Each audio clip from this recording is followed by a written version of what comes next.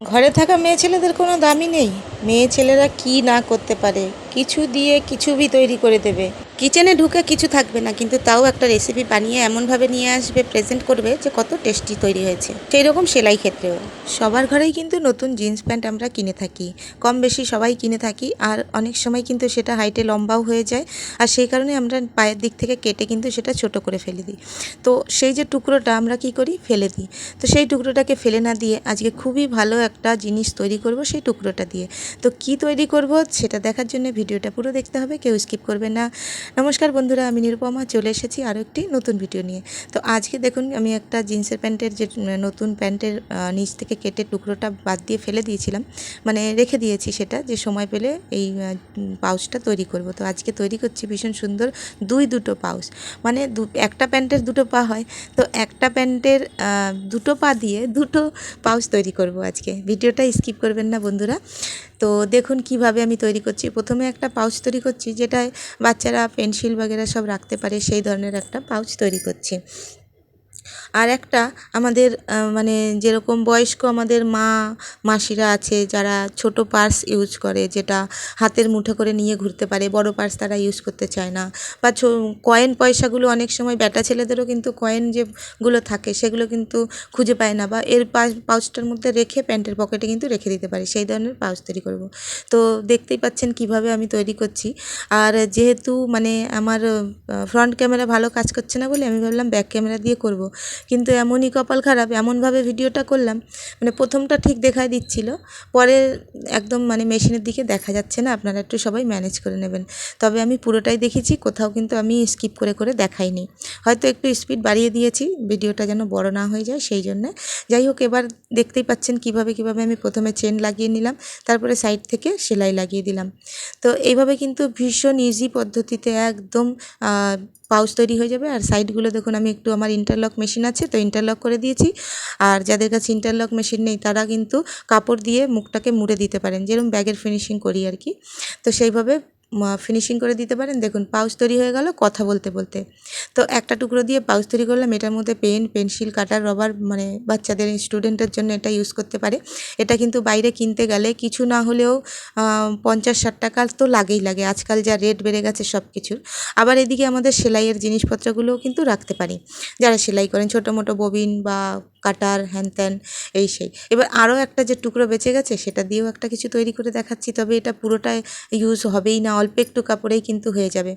তো দেখুন এখানে যতটা আছে ততটা আমার চাই না, যেহেতু হাতের মুঠের মধ্যে যেন আসে এই পার্সটা, সেটাই চিন্তা করে আমি এটা বানালাম। তো যেটুকু এক্সট্রা ছিল ওইটুকু মানে জয়েন্টের ওখান থেকে আমি খুলে ফেলে দিলাম, যতটা দরকার নেই।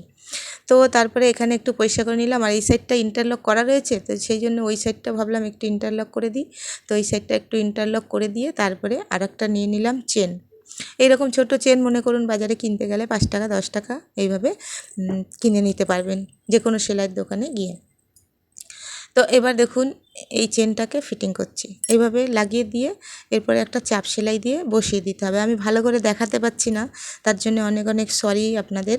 আমি চেষ্টা করবো এরপরে ভিডিওটা ভালো করে দেখে করার জন্য, কেননা মানে দেখতে পাচ্ছিলাম না যে ক্যামেরা ঠিকভাবে ফিটিং হয়েছে কি না। প্রথমটা ঠিক হয়েছিল, যার জন্য একদম ভরসার চোটে আর আমি চেক করতে যাইনি, এই রকম ভিডিও তৈরি হয়ে গেল। আর বুঝতেই পারছেন একটা ভিডিও করতে কতটা কষ্ট হয়।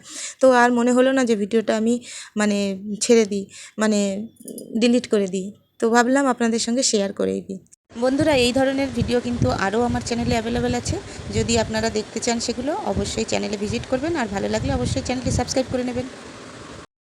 তো দেখুন চেন কিন্তু এইভাবে এই মাথা আর ওই মাথা পুরো লাগিয়ে দিলাম, মানে দুটো সাইডেই কিন্তু চেনটা লাগিয়ে দিলাম। চেনটা কিন্তু আমি খুলিনি, যারা চেন মানে রানার অ্যাড করতে না পারেন তারা খুলবেন না, এইভাবেই সেলাই করবেন।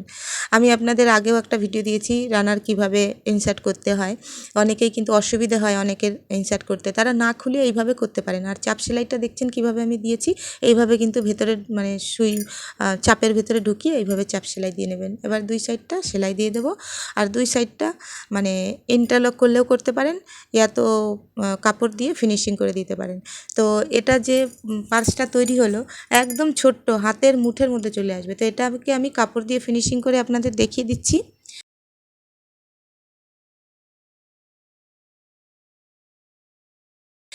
ওইটা যেহেতু ইন্টারলক করে আমি দেখালাম, তো এইভাবে কাপড় দিয়ে ফিনিশিং করে দেখালাম এই কারণে যে কেউ ভয় পাবেন না, কাপড় দিয়েও আপনারা ফিনিশিং করতে পারেন, এটা আরও সুন্দর হয় দেখতে। তো দেখুন হয়ে গেল, বাজারে যেভাবে কিনতে পাওয়া যায় সেরকম পাউচ কিন্তু তৈরি হয়ে গেছে। এবার এটাকে উল্টে দিলাম, দারুণ সুন্দর একটা কিন্তু কয়েন পার্স তৈরি হয়ে গেল।